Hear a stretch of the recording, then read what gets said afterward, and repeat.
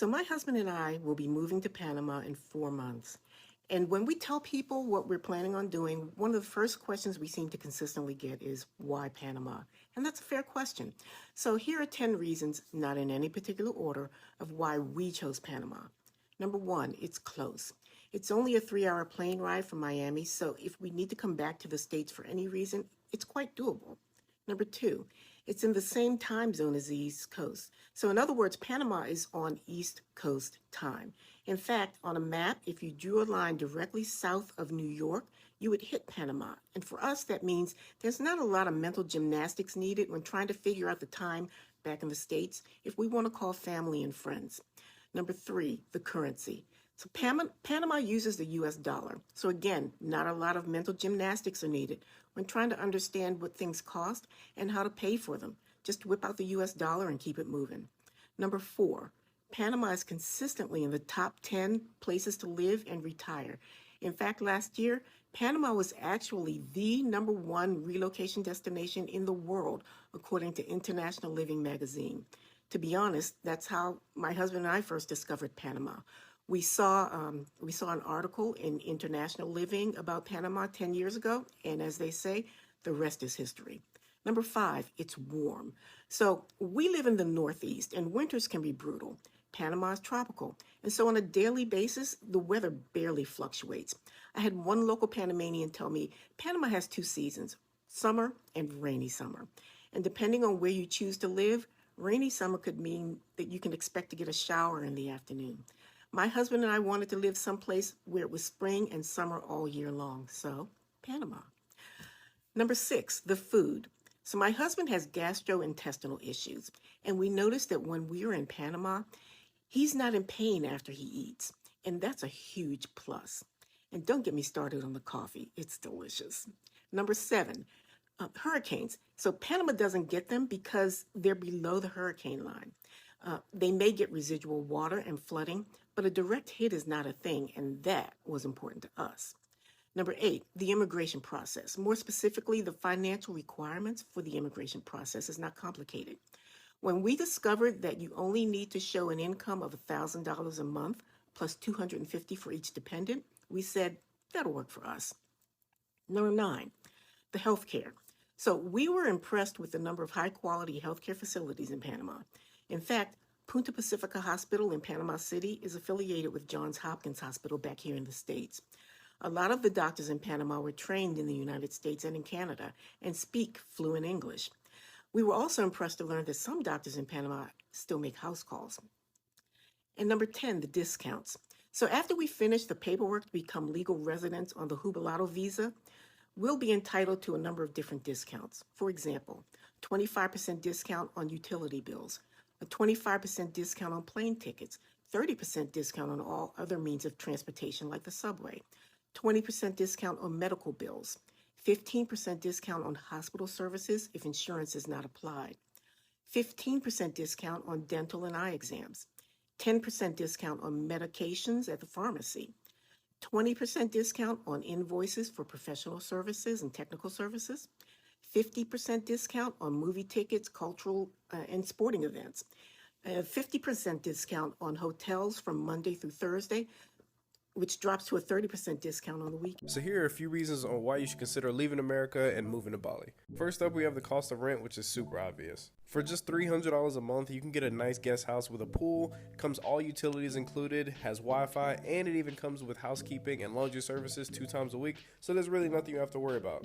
I eat amazing food every single day and rarely ever spend more than $5 to $10. You can get world-class tattoos like this in under 48 hours for less than $1,000, which is unheard of in America. And one thing that really blew my mind is that if you ever get sick, you can get top-tier medical care delivered directly to you. And whether you have insurance or not, I was able to get a consultation, an IV, and prescription meds for $65 total. And once you're feeling better, you can get a nice spa treatment like a massage or a facial that are literally starting out at around $20. And a lot of y'all will be happy to know that the dentist is also extremely cheap, so you can go ahead and book that Invisalign or teeth cleaning that you've been avoiding.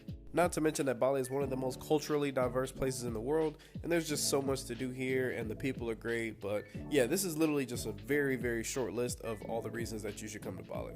Come get ready with me while I talk about tips for dealing with homesickness. If you're new here, hi, I'm Georgia, and I am an Australian in the US. Before I was an Australian, I was a Brit. I moved to Australia when I was 10, and it feels like I'm permanently homesick at the moment. If not for one country, then for another. So let's talk about how I deal with it. I'm not gonna lie and tell you that you do like this, this, and this, and it goes away. But I have found a few little things that help me deal with it, especially when everyone is busy and like talking to people isn't an option because time difference. Does anyone else, when you're having a bad day, everything seems to happen to go worse? I just pulled this out of my bag, my makeup bag, and it wasn't closed properly. My fault, like, but this one completely fell out. It's now all through my makeup bag. So that's great. No, no, what we're really here for. So when I'm having days like today, I feel like one thing that always helps is food. Having food from home or something that reminds you of a good time. I don't know how to explain it. I'll give you the example that I just had yesterday. I made some meat pies. I love meat pies, but you just can't get them in America. So I tried my hand at making some. That was too much. The other thing I love to do is go to the international aisle in Publix and get myself some digestives or anything else along those lines from the British section. It's amazing and I love it so much. But food always helps for me. As I said before, talking to people back home, another thing that always helps. But also, people are busy, people have lives, time differences are a thing. I'm in Orlando, the time difference between here and Australia is like 14 hours or something. Between here and the UK is still however many hours. I actually don't know what it is. I just have it on my phone and I check it. Look how flippin' different this coloring is. This is terrible. I should not do this. Good job I'm not going anywhere. But yeah, I just check it on my phone before I call. But that's not the point. Talking to people back home, I find always helps. The other thing I find helps, which, okay, it can go both ways. It can help or it can make it worse, is looking up pictures. Depending on what sort of I miss home mood I'm in, looking at pictures can help or it can just make me miss it more. Especially pictures of my dog because I miss my dog. But I think the best thing I do is try and distract myself. Whether that's watching a movie or starting a new show, playing a game, anything that's social media basically. Especially at the moment, I end up distracting myself with social media. And everyone's on vacation. They're all, you know, in the UK or they're in Australia, and it makes it like 1,000 times worse. It just makes me wish I could hop on a flight, and I can't at the moment. Obviously, dealing with something like homesickness isn't like a one-size-fits-all solution. You kind of just have to trial and error things and figure out what helps you feel better. I do have a tendency to start baking because that is one of the things that helps me feel better. I end up baking a lot of bread this way. But I'm still trying to find new ways to help me deal with homesickness. So if you have any suggestions of things that help you, please leave them in the comments because I'd love to try them out. I know it can be difficult, especially when the people around you don't entirely understand how you feel because they've not dealt with the same situation. So I'm always here if anyone wants to talk, if you reach out. I feel like at the moment, I've definitely been feeling it worse because I'm alone a lot of the time and I'm not busy. It's actually been why I go to Universal so much. It's because it keeps me busy, it keeps me distracted. And I love theme parks. So you just need to find your distraction, your little happy place. Because it's okay to miss home. It's not like, just because you've chosen to move somewhere doesn't mean you can't miss home. I only lived in the UK until I was 10 and I still miss it because it is my home.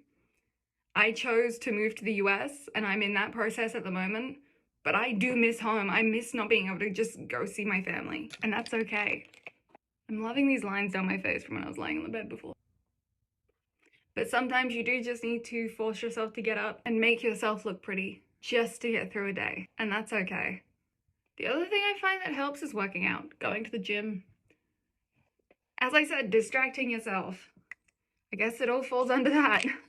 So yeah, there's some of the things that I do to help with homesickness. Let me know your suggestions in the comments.